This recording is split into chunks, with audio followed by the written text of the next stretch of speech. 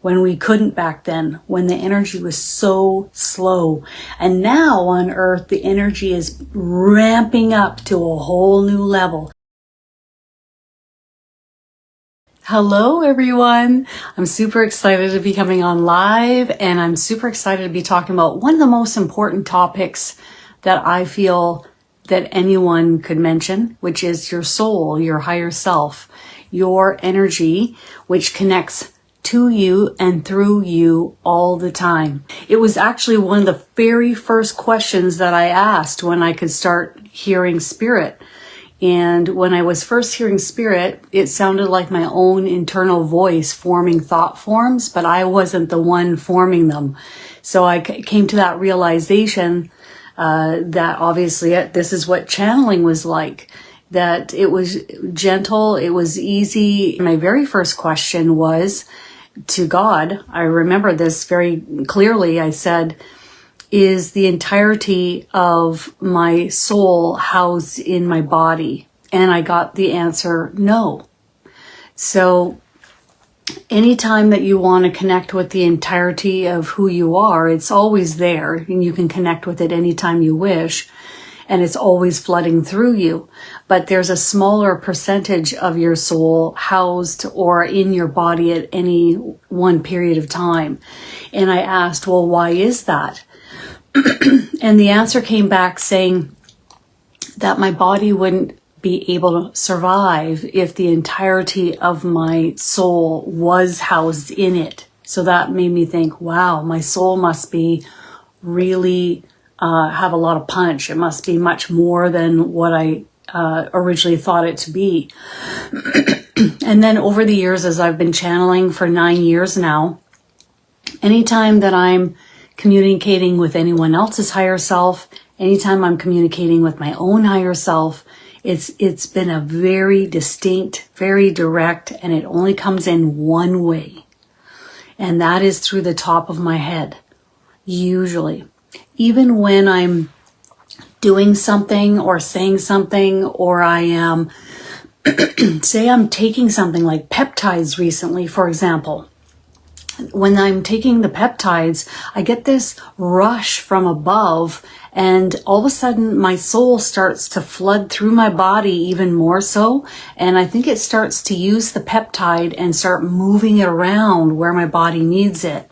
And I get a real happy feeling. I get a really good sensation, and I'm like, oh, okay. I think a lot of times our soul, our higher self, is communicating through our body and giving us very direct guidance. It would feel a lot like your intuition or your gut feeling. So you get like a tightness in your chest or a pullback sensation if something doesn't feel so good, or your tummy, or it feels open and light when you're being steered in a direction, and you get this joyous feeling. You feel like you want to get up out of your chair. Okay. Anytime I'm asking a question and I feel heavy in my chair, and I'm not wanting to get up and move, that's telling me that this energy is stagnant, it's flat, it's heavy, and I should just stay put. I shouldn't go take that job. I shouldn't go and move. I shouldn't take these action steps. But if I feel light and I feel open, or even if my body feels relaxed, sometimes some people feel butterflies through the body, you know, that butterfly feeling, and I want to get up out of my chair, then that's telling me, go, do it. And sometimes in my mind, I'll hear, do it, do it, do it. Okay, so what is your higher self? When I first originally went and had a look at where the higher self came from and had a good looky look, and then also teaching classes on the higher self, the students were seeing what I originally saw, and I never said a word to anyone about what I'd seen originally, which was 15 years ago. And we are all seeing the same thing. It looks to be like an area where the light is creating more of itself. It is like a very quiet, delicate, I won't say birthing chamber, but I will say creation chamber. And it's a lot of white light. And I see hovering nurse angels. and I see souls being created, and along with the souls being created are angels that are created for you specifically. And so when this creation takes place, it's in the most delicate, most beautiful, gentle possible way. And source frequency is always expanding. It's always growing. It's always evolving. I don't think I've ever seen source stagnant or not have some kind of movement, growth. It's always shifting and moving. If we look at Earth, and Earth being like a school, our souls are here as a part of the whole. We are all a part of the same energy, the same frequency, and we come to Earth to learn and grow. And we are housed temporarily in these vessels. And we are a spark of the light here in, we could maybe say, one of the tougher schools. However, when you can draw upon the light, and when you can call in the light, and when you can ask the light for help, then it does make life a lot easier. Yeah, a lot easier. The difference between walking and flying through life. I often say, we are a spark of the divine. We are a spark of the creator. We are a piece of the whole, if you want to say it like that. And I remember asking God, have you, is there a beginning and an end to this energy of yours? And God said, I've always been and I will always be. So there is no linear time, only that construct here on Earth.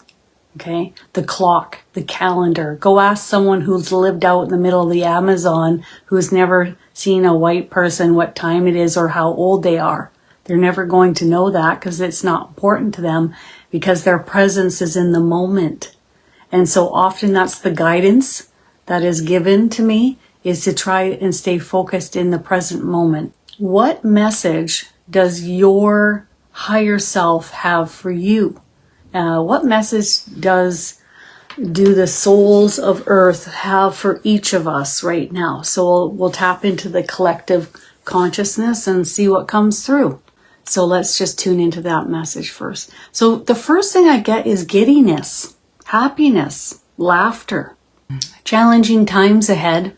But remember, you can always tap into the light, the higher vibrational side of yourself. Your higher self, your soul is always here.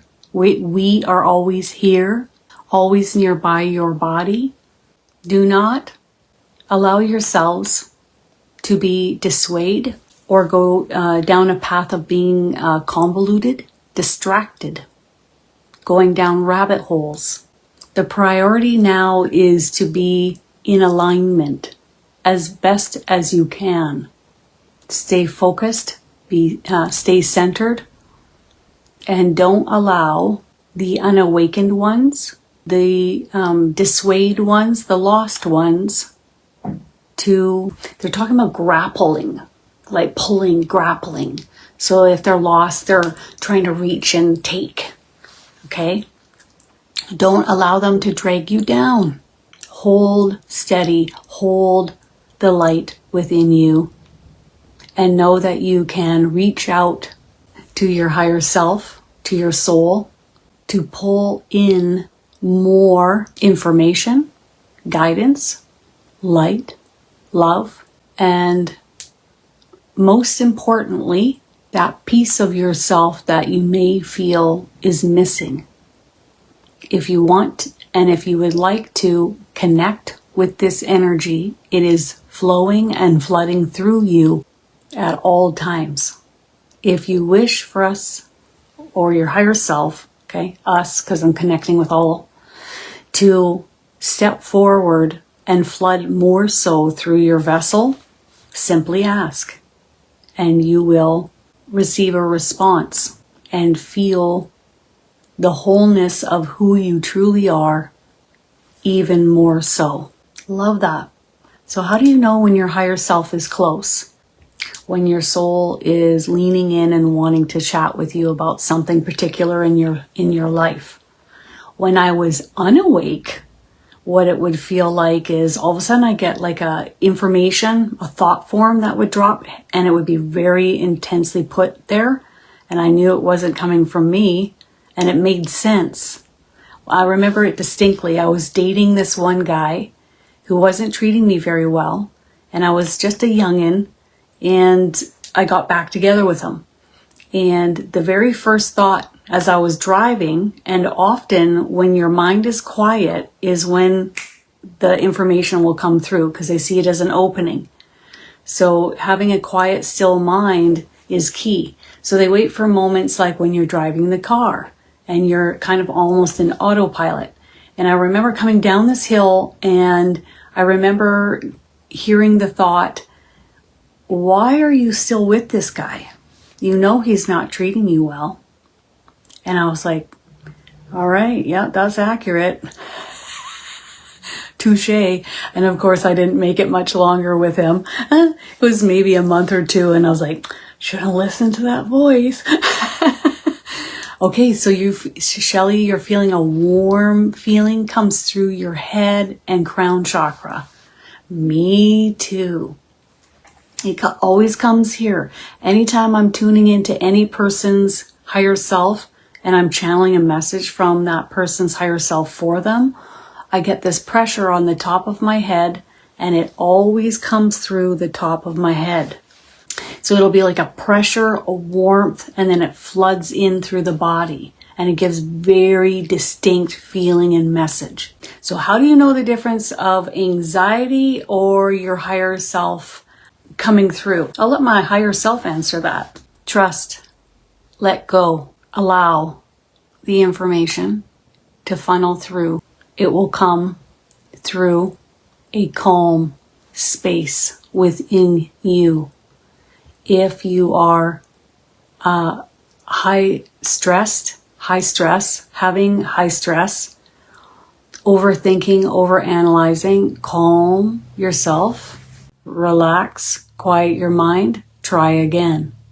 And trust that what you are receiving is accurate. For if you continue to second guess yourself, you will continue to second guess yourself.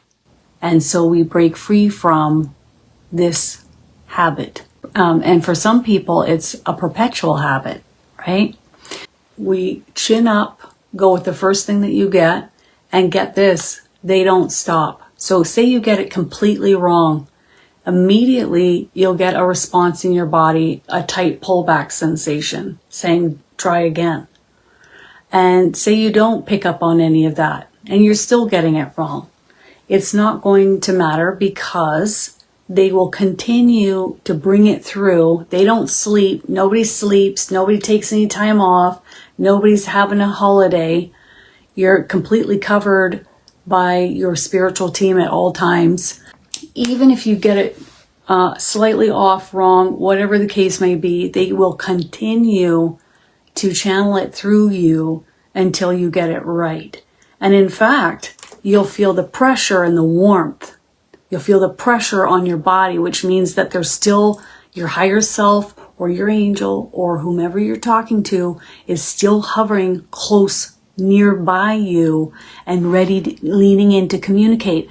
Now, if the energy backs away, then it's telling you, oh, there's no more pressure or warmth here. They're done talking. And we can practice calm, still moments while you're sitting on the toilet, when you're sitting in the car, when you're out for a walk by yourself. These are great moments when you're coming out of meditation, when you're coming out of a nap and you're laying in bed and you're nice and quiet, or you're nice and quiet first thing in the morning. These are beautiful moments to practice. Self-love didn't snap in first thing. We're not taught how to do that in school, are we? And in fact, our own parents don't really teach us that, because they weren't raised like that, especially when we look at the older generation going through World War I and World War II. It was more survival mode. Nobody's teaching us self-love, are they? They're not teaching us self-care, self-love, self-respect. So it is our responsibility to teach ourselves that. And I won't say teach necessarily, but rather practice sending out the signal of that. And when you do that, even if you just have to kind of go through the motions of it, I remember looking in the mirror because my guardian angel asked me to. And I remember looking myself in the eyes, and I remember saying, I love you, I love you, I love you. And then I would sit and see if there was any resistance or discomfort. And there was quite a bit. So I would do that like 3 times a week, 10 times a go. And I thought, okay, well, we'll just see where this goes. My angel asked me to do this for a month. So I did exactly what was asked of me. And at the end of the month, I remember waking up one morning and I felt very different. And distinctly, I remember feeling that I loved myself. And it's the law of attraction. And since you are the manifester of your reality, you are a spark of the divine light, and you can manifest anything you want. So I practice that, and I just work through the resistance that I feel in my body until one morning I wake up and I feel vastly different about myself. And of course, I can always say, angels, please help me love myself, because I know that this is the most important part of incarnating on earth. At least that's what they've told me. The angels have told me that many, many times. They often have said to me, Kristin, because I'll ask, what's the most important thing to learn on earth while I'm here? Self-love. They'll always come through with that answer every single time. So I was like, and in the beginning, when I first started channeling, I realized that nobody else is worrying all the time. Nobody else is doubting all the time. Nobody else is housing lower vibrational thoughts. But, they are in a very much more high vibrational frequency. I was the only one. And I was like, man, I gotta turn my boat around. I think it's important to be educated. But it's also important to come back into alignment. We move out of alignment, we bring ourselves back into alignment, out and in. And that's life, isn't it? Out and in alignment. You learned a lot from my mediumship courses years ago, and you still use the techniques all the time. And who taught me those techniques? My guardian angels. And who taught me everything that I've taught through those courses? My guardian angels. Isn't that cool? And anytime anybody wants to go and check out any smaller pre-recorded classes on my website, there's several at $20. You can go and you can watch it time and time again. There's little classes you can take, transcendental meditation, and so much more to learn. And also, just to let everybody know, I have my July 4th sale coming up. And it is from the 4th to the 13th at 30% off for happy July 4th. And it's coming next Friday. So if you guys would like a reading, you can go to KristinDaviesMedium.com. You can't imagine how much you are loved. There's not even the kind of love here on earth that compares to it, to be honest. And I only know that because when I was 27, I remember my dog died. I was sick for a year. I lost my ability to have my menses, and then I broke up with my soulmate partner. What a ball fest that was down in the basement in my bedroom. So I was crying my eyes out for 45 minutes, total loss of despair, and my guardian angel opened up in front of me. And I had no comprehension of what that was or what it could be, because I wasn't raised biblically and I wasn't taught what a guardian angel even feels like, because there were no spiritual groups back then. And that's one reason why I am going live, why I am talking about these topics, because it's important to connect people to what it feels like and to connect with channeling. And so this energy opens up about 12 feet in front of me. And then I'm like, whoa. Like, it just was the most immense experience ever. And then it started moving towards me, and I was like, oh no, it's moving towards me. But by the time I could even be concerned, it was then passing through my body, through the front of me and out the back of me. And then I went from complete sorrow to bliss out of my mind. And not only that, but I felt the love that this energy had for me. And I felt such an immense amount of love that it wasn't even comprehensible for my brain to process. And it took me 45 minutes to sit in shock before I went up to talk with my mother about it, because I was so ill, I couldn't even live on my own at that time. And my mom said, it must have been your guardian angel. And I said, oh my God, right, that makes sense. And I remember always feeling my guardian angel around me after that, because it was such a wallop that you could feel the energy footprint of her wherever she was around me. And I remember being drawn to rainbows, and the rainbows always signaled brighter days ahead. It's going to get easier. And so I always look at, if I'm pulled towards a rainbow in the sky, it really signals to me a message from my guardian angels. And then I remember going through Costco, and there was a deck of angel cards. And I remember I was like, oh, I feel very drawn to getting these, because I knew that I needed to follow that feeling. So when I purchased them, I didn't know how to use them. And there's a little booklet and everything. And so over time, the angels taught me how to use these by way of the energy from them running down through my arm into my fingers, and they would choose the cards, and they would be the ones to communicate through the cards, sending messages to me when we couldn't back then, when the energy was so slow.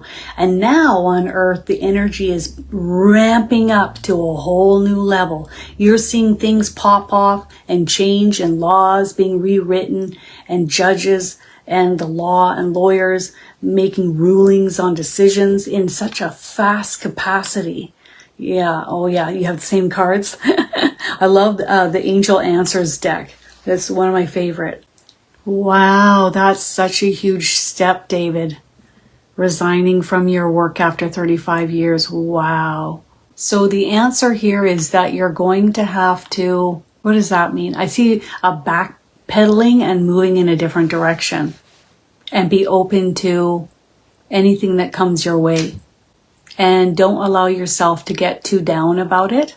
Move in a direction that secures you financially for the days to come, until they bring in other backup for you to help support you. And I see this being other people. So maybe you move in with another person and they pay half the rent, or we have someone else coming in that helps to pay for everything, and it's more significant. But what I see here is, okay, trying to keep you lighthearted, but there is a lightheartedness. Oh yes, okay, thank you.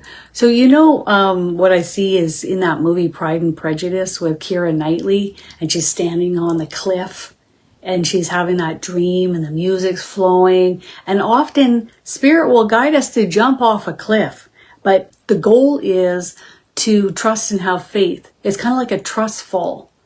And so when you do that, then spirit moves very rapidly and quickly around you to move you in another direction. It's just that in this day of age, there aren't as many jobs available, depending on the location that you live in.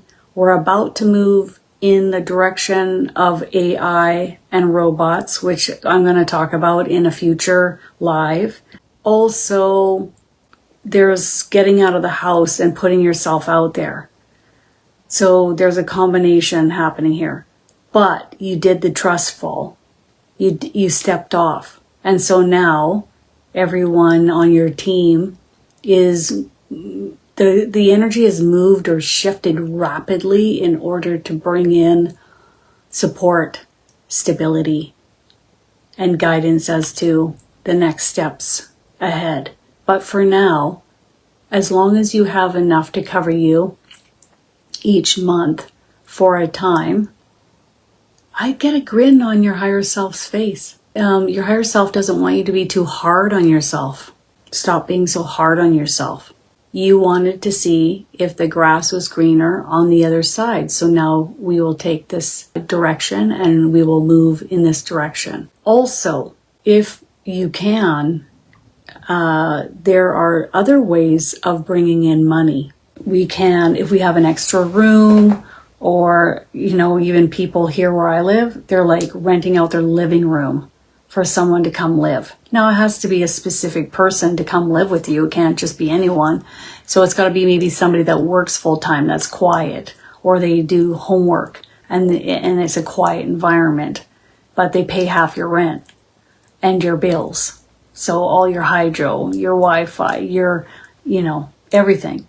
So that's another money stabilizing course of action that you could do.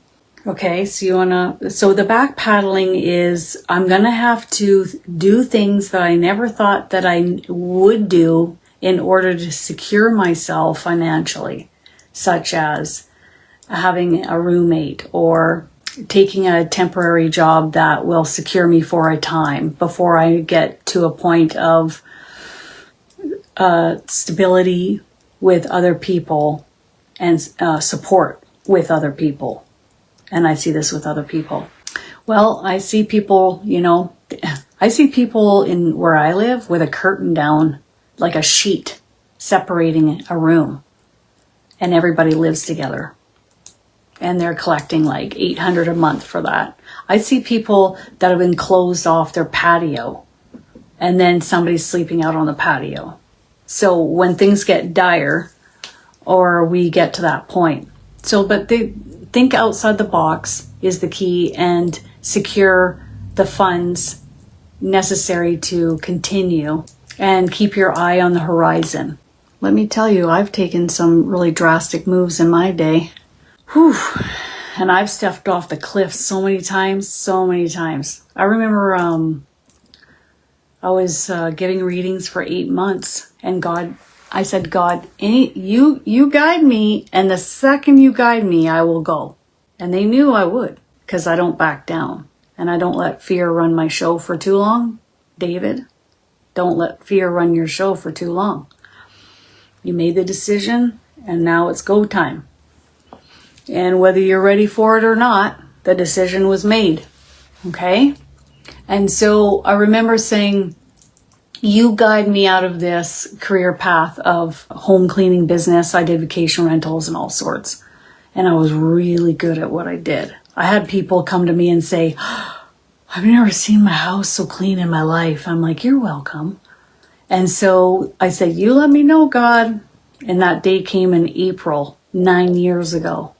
And I remember God funneling through me hardcore. Like, it was really intense. It's time for you to move onto this new path permanently. And I was like, okay. And I did. And so when you're divinely guided, know that they've already got that plan set out for you.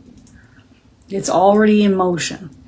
And I had no idea what was going to happen next. And then a friend of mine in the spiritual community said, God's coming to me and saying we should teach mediumship courses. And I said, how cool is that? Because the angels have been teaching me all along. I can just teach everybody what they've been teaching me.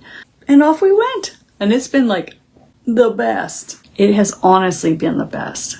There's so many things that you can do to bring in money. Like, even when I would do house cleaning, I would look on Facebook Marketplace. You type in free. And then you look at all the free items people are giving away. They just want to get rid of it. They don't want to take the time to sell it. And I go and pick up a TV, and then I get it home and I put it back up online for $100. I'd sell it by the end of the day. Or a leather recliner or whatever. I go with my car and I load it in and I'd sell it. And you find ways of making money. Really important for us to keep our chin up. Ask for help. Focus on what you want to create more of.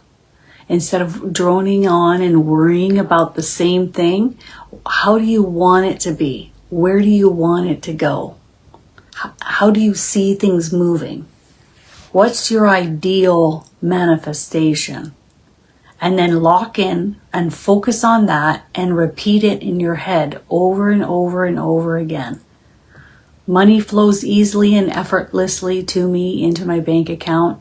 When money leaves my bank account, it flows right back into my bank account. All of my needs are met abundantly for me now and always, and so it is. All forms of abundance are welcome here in my life in all areas.